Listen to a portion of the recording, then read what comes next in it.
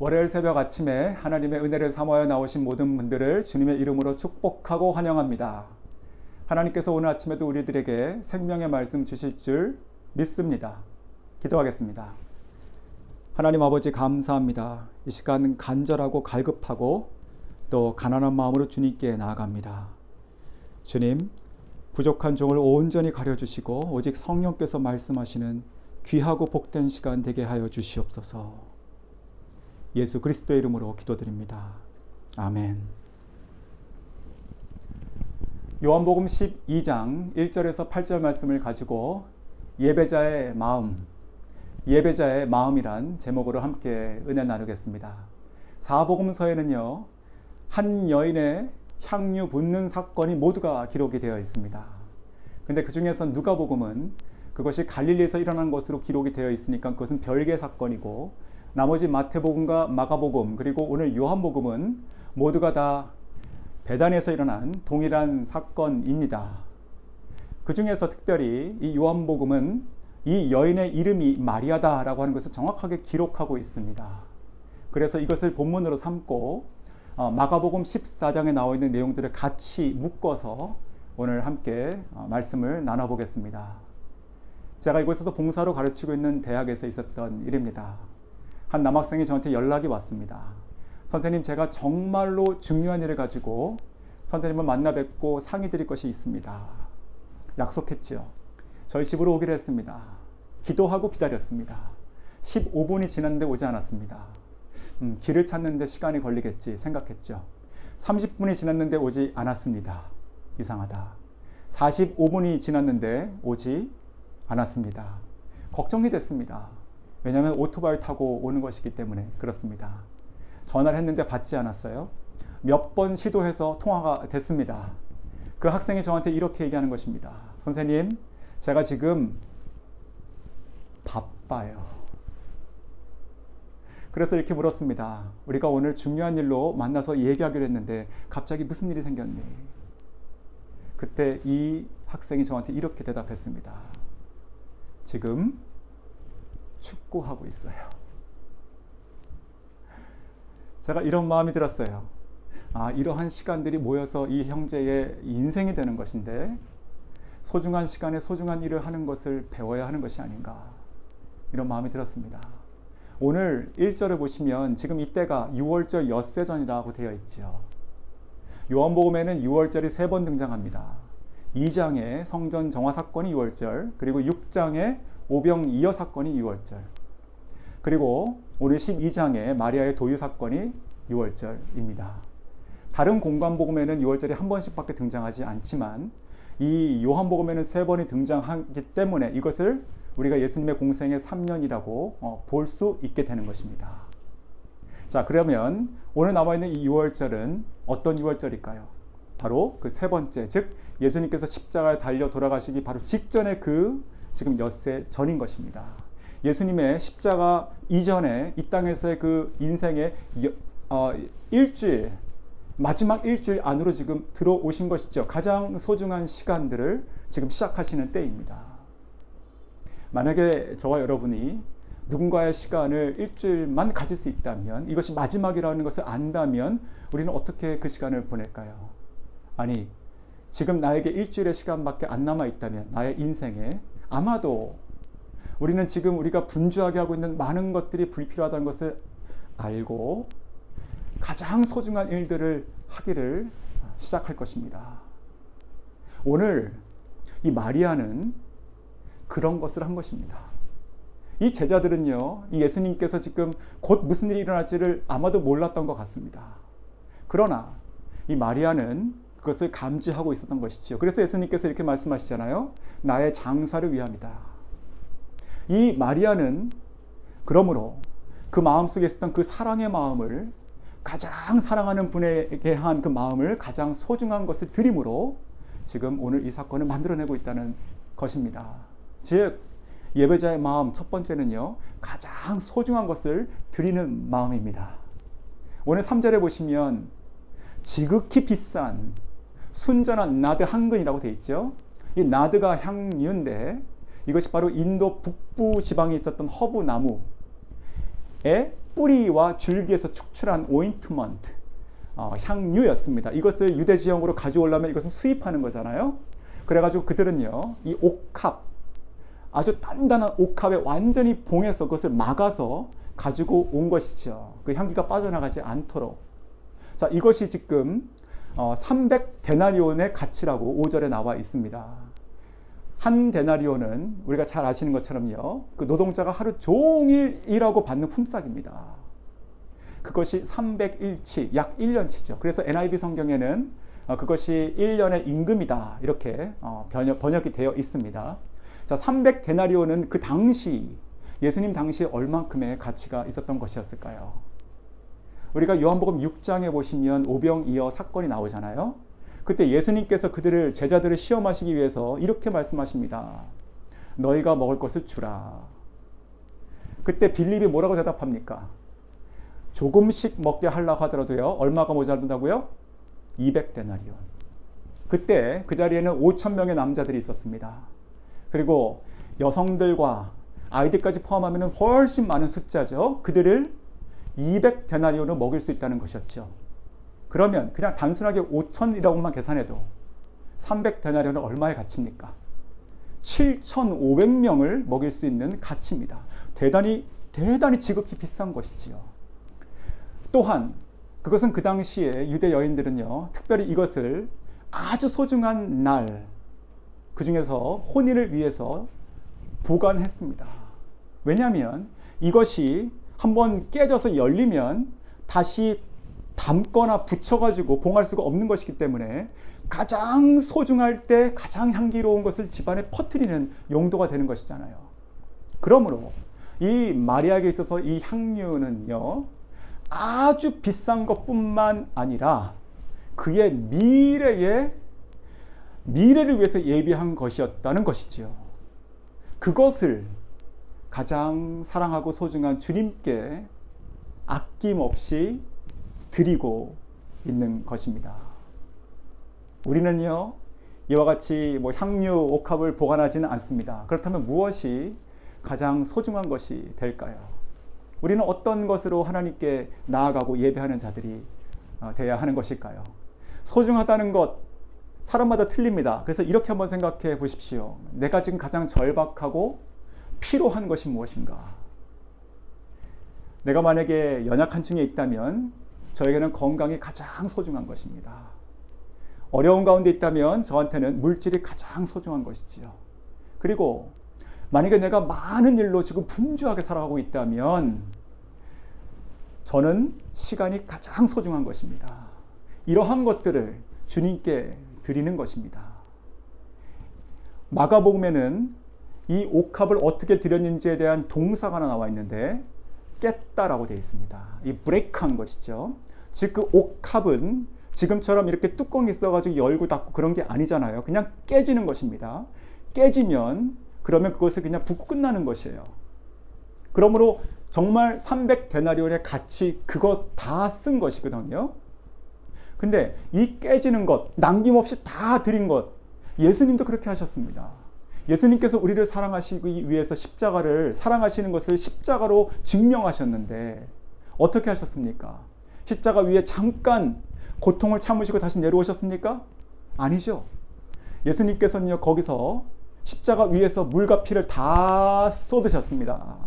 즉 남김없이 깨트리신 것이지요. 이와 같이 만약에 혹시라도 예수님께서 자신의 생명과 사랑을 킵하시고 일부를 띄어서 우리에게 나눠주셨다면 저와 여러분이 구원을 받았을까요? 저부터가 아니에요. 절대로. 이와 같이요, 우리가 주님을 사랑한다, 주님께 나의 마음을 드리기를 원한다고 했을 때는요, 똑같은 마음으로 가장 소중한 것을 주님께 다 드릴 수 있는 마음이 필요한 것입니다. 가장 소중하고 나에게 필요하고 절박한 이때에 우리가 그것을 주님께 예배자의 마음으로 갖고 나갈 수 있어야 된다는 것이지요. 두 번째, 이 마리아는요, 아름답게 드렸습니다. 아름답게. 5절에 이 가룟 유다가 이렇게 얘기하죠. 요지를 정리하면 왜 그렇게 그런 것을 허비하느냐? 차라리 팔아가지고 가난한 자를 도와라. 이런 것입니다. 뭐 틀린 말은 아니죠. 그 말 자체가 악한 말이라기보다는, 근데 그거는 본심은 아니었습니다. 6절에 그게 본심이 아닌 게 들통이 나 있죠, 성경에. 그런데 중요한 것은요, 이것입니다. 마가복음을 보시면 이것은 꼭 가룟 유다 한 사람의 생각이 아니었다는 것을 알 수 있어요.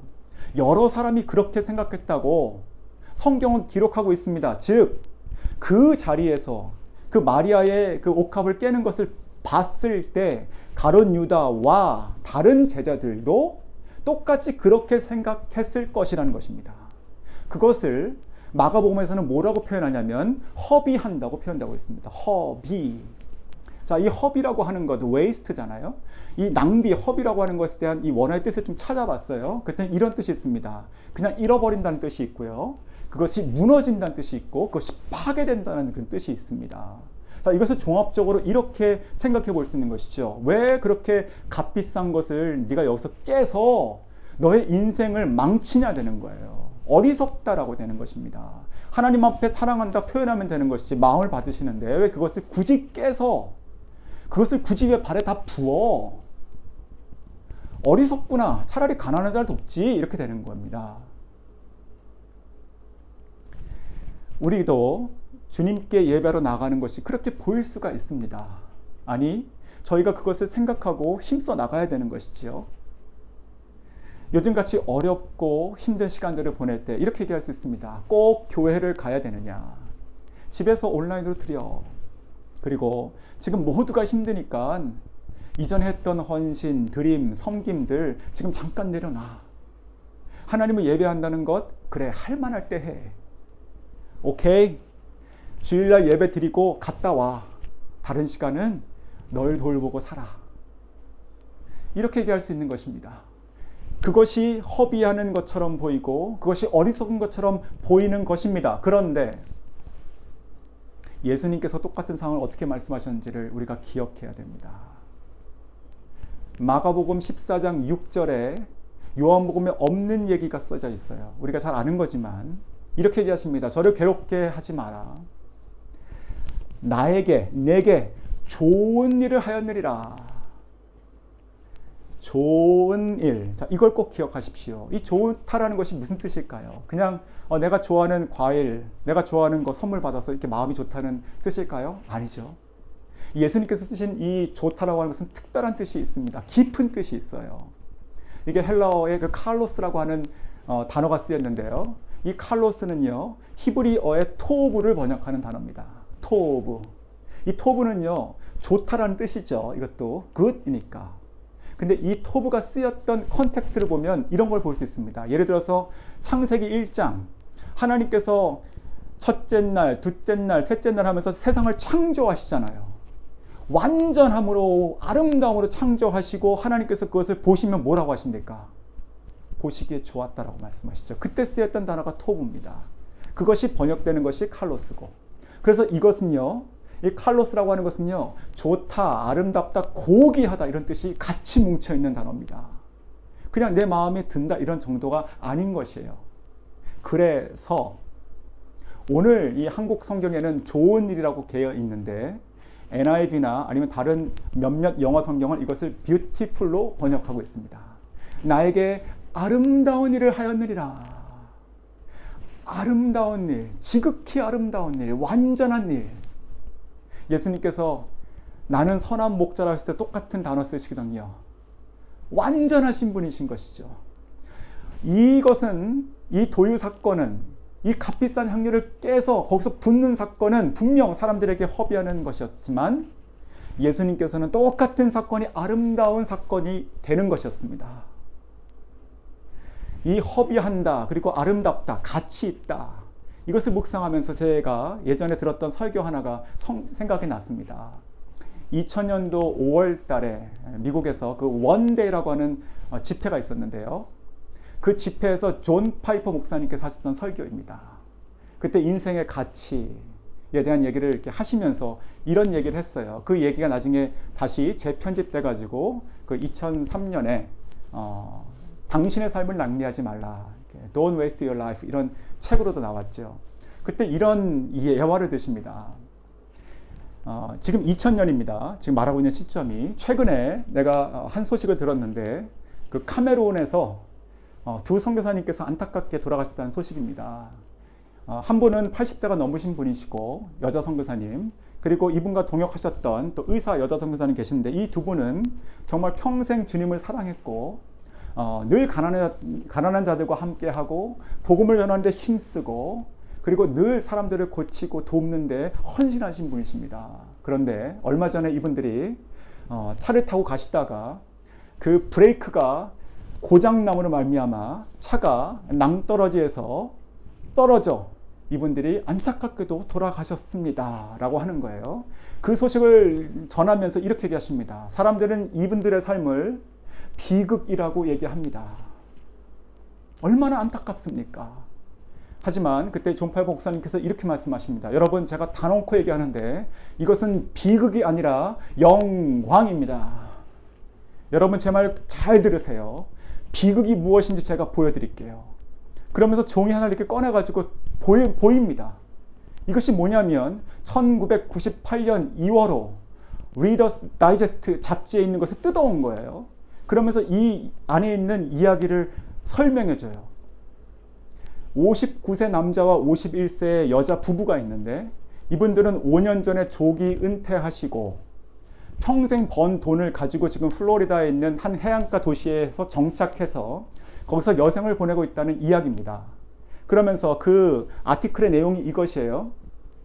오늘도 우리는 요트를 타면서 이 바다를 다니고 석양을 보고, 그리고 오늘도 해변을 걸으면서, 이게 핵심이에요, 조개 껍질을 줍는다.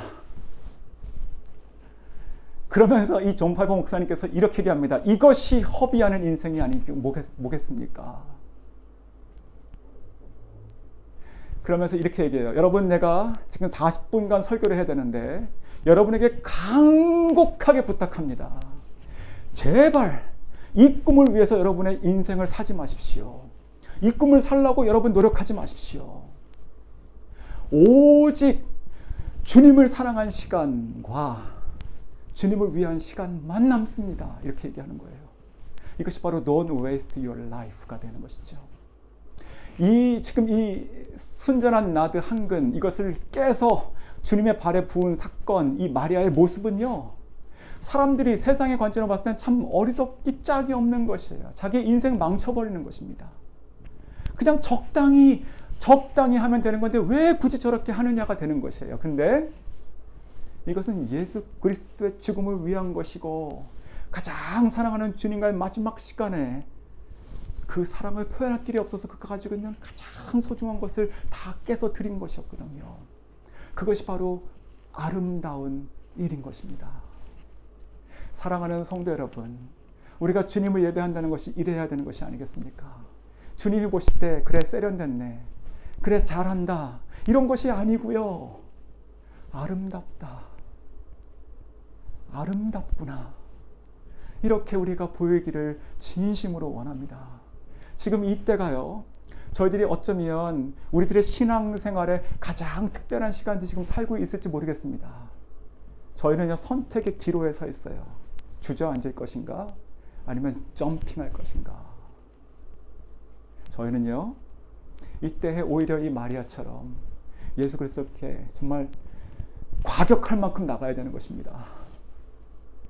사람들이 뭐라고 하더라도 우리가 주님을 사랑하는 마음대로 통제할 수가 없어야 되는 거예요.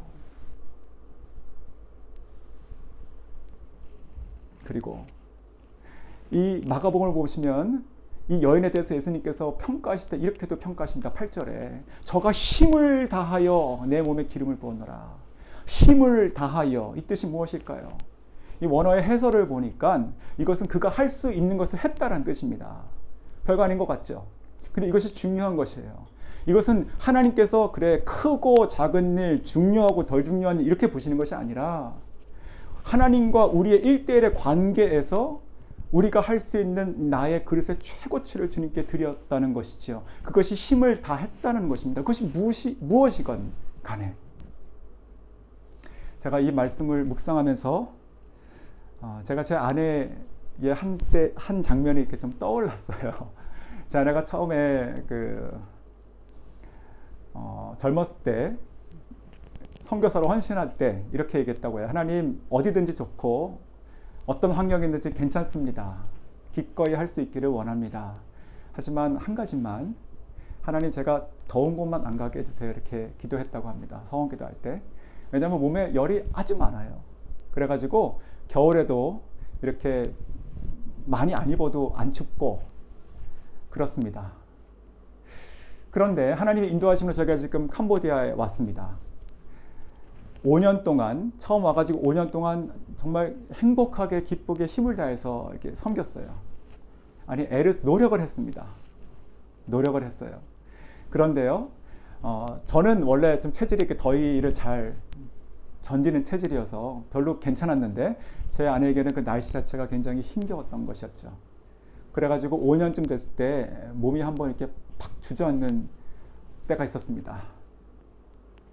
처음에는 이게 중이염으로 귀가 아파가지고 병원에 갔는데 약을 받아가지고 한 일주일 먹었는데요. 항생제를 먹고. 근데 낫지가 않는 거예요. 그래서 가서 보니까 이쪽은 좀 주는 것 같은데 이쪽이 목 쪽에 좀 더 새로운 영침이 있고, 그래가지고 병원들을 옮겨 다니면서 의사들을 다시 만나면서 처방을 받는데 낫는 것 같은데 또 다른 곳이 나오고 다른 곳이 나오고 다른 곳이 나오고, 그래가지고 한국 들어가서 신경외과 가가지고 또 정밀검사를 받고 해도 결론이 뭐냐면 약이 안 든다. 왜냐하면 지금 면역이 떨어져가지고 몸이 그것을 받쳐줄 수가 없으니 시간이 걸리겠지만 이것은 몸을 회복하는 것 외에는 답이 없다 하면서 약을 계속 꾸준하게 먹고 또 운동을 열심히 하고 식단을 조절해가지고 시간을 걸리는 걸 통해가지고 극복하라 이렇게 얘기하시더라고요. 그래서 저희가 다시 선교 현장으로 돌아와서 이제 그때 교회를 하면서 예배를 인도하는 그때 시점이죠. 제 아내가 그때 어떤 상태였냐면 예배를 드리기 위해서 저희가 가정집이 2층이었고 교회가 1층이었어요. 한 건물에. 그래서 예배가 시작하기 전에 이제 내려가잖아요. 내려가다가 제 아내가 잠깐만 그러면서 그 계단에 잠깐 앉아요. 앉고 5분만 잠깐만 쉬었다 가자고 얘기하고 나서 이렇게 고개를 뒤로 젖히고 그냥 가만히 있더라고요. 마음속으로 간절하게 기도하는 것이죠. 그리고 나서 일어나가지고 걸어 내려가고 또 예배와 모든 모임을 마치고 올라와서는 이제 약을 먹고 한 3시간 자고 그렇게 한 몇 달을 지냈습니다. 제가 그때 그 계단에 앉았다가 내려갈 때에 제가 그 발걸음을 보면서 그런 마음이 들었었습니다. 한 발짝 한 발짝을 참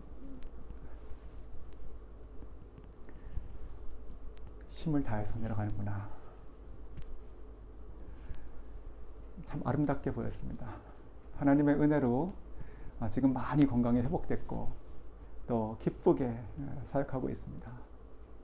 우리가 주님께 나아가는 것이 그런 것이 아닐까 생각이 듭니다. 오늘 이 사건 통해 가지고 그렇다면 어떤 일이 그때 또 일어났을까요? 오늘 요한복음 12장 3절에는 이렇게 얘기합니다. 그 향기가 그 집에 가득하였더라. 저는요 이것이 너무 좋습니다. 이 표현이. 왜냐하면 이 향기가 결국은 그 향유의 향기기도 하지만 결국은 이 향유의 향기를 발현하게 한 것이 무엇입니까? 이 마리아의 사랑이잖아요.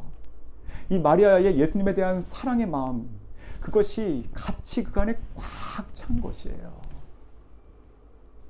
저는 우리가 예배하고 모여서 예배할 때 우리의 예배당이 예배하는 그 시간과 그 예배하는 공간이 이러기를 원합니다.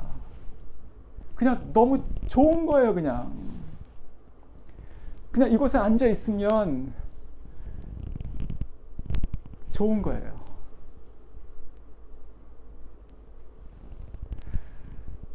토미 테니 목사님이 그의 저서 그 God Chaser라고 하는 책이 있는데요. 그 책에 이런 표현도 쓰더라고요. 하나님의 임재를 사모하는 것에 대한 예를 이렇게 드는 거예요. 자기가 갈망하는 마음을 성도들이 교회 예배 드리러 교회에 왔을 때 이 주차장에 차를 세우고 내려서 성전을 바라보는 순간 그 성전에 가득한 임재와 영광이 흘러내려서 그냥 예배당에 들어가기 전에 그 성도들이 차에서 내려서 그 성전을 바라볼 때 거기서 주저앉아서 회개하는 역사가 일어나고 하나님을 찬양하는 역사가 일어나고 그런 하나님의 임재와 영광을 자기는 꿈꾼다고 얘기하거든요. 오늘 요한복음 12장 3절에도 전 같다고 생각해요. 이 향기가 가득하다는 것이 그와 같은 것이지요. 우리가 이때에 그래 예배 드려야지가 아니라 예배가 점점 영광스럽게 되는 거예요. 어떻게 해요? 이 간절한 사모하는 마음과 이 사랑의 마음들, 아낌없이 주님을 향한 다 드리는 마음들이 모여서 이곳에 가득 차는 것이죠. 그리고 마가복음 14장 9절에는 또 이렇게 말씀하십니다. 예수님께서 온 천하 어디서든지 복음이 전파되는 곳에는 이 여자의 한 일을 말하여 저를 기념하라. 이 여자 마리아의 한 일은 아름다운 일이죠. 주님을 향해 아름답게 드려진 일이죠. 그것을 말하래요. 그래가지고 복음이 전파되는 온 천지에 알리래요. 성경을 뒤져보십시오. 예수님께서 한 사람의 행적을 이렇게 전파하시고 기뻐하신 일이 또 어디 있습니까? 마리아가 뭐 기적을 일으켰습니까? 아니면 큰 일을 해냈습니까? 그가 가지고 있었던 그에게 소중했던 것을 깨가지고 주님께 드린 것뿐입니다. 그 사랑의 마음 그대로 다 드린 것뿐이었습니다. 그것을 예수님께서는 온 천하에 알리라고 얘기하는 겁니다. 이 아름다운 일을. 저는 이것이 우리 교회의 모습이기를 원합니다. 하나님께서, 예수님께서 우리 교회를 자랑하시는 거예요. 와, 너무 좋지 않니? 저 찬양의 마음들을 봐봐. 저들의 마음속에 있는 사랑을 봐봐. 나를 향한 감사의 마음들을 봐봐. 저의 믿음의 고백들을 봐봐. 너무 좋지 않니? 세상 어디든지 복음이 전파되는 곳에 이들의 예배자의 마음을 전해. 이들의 예배를 선전해. 알려. 너무 좋아. 이렇게 하시기를 원합니다. 말씀을 맺겠습니다. 지금이 가장 소중한 때 우리가 예배를 부흥시키는 때입니다. 한 사람 한 사람이 오늘 이 마리아처럼 순전한 나드 그 옥합을 깨서 주님께 드렸던 그 마음처럼 우리 가운데 주님을 향한 사랑의 마음들이 순전함으로 아낌없이 다 드려질 때 우리의 가장 힘들고 절박한 이 시간에 가장 사랑하는 주님께 우리의 사랑을 드릴 때 그렇게 모여서 함께 예배할 때 우리가 그와 같은 예배, 그와 같은 예배자 될 줄 믿습니다. 한 주간 승리하십시오. 그리고 기도하시길 원합니다. 행복하고 아름다운 향기가 있는 성전, 아름다운 별과 같이 빛나는 교회와 성도들, 그들의 예배 기도하겠습니다. 하나님 아버지 감사합니다. 주님 얼마나 좋으셨습니까?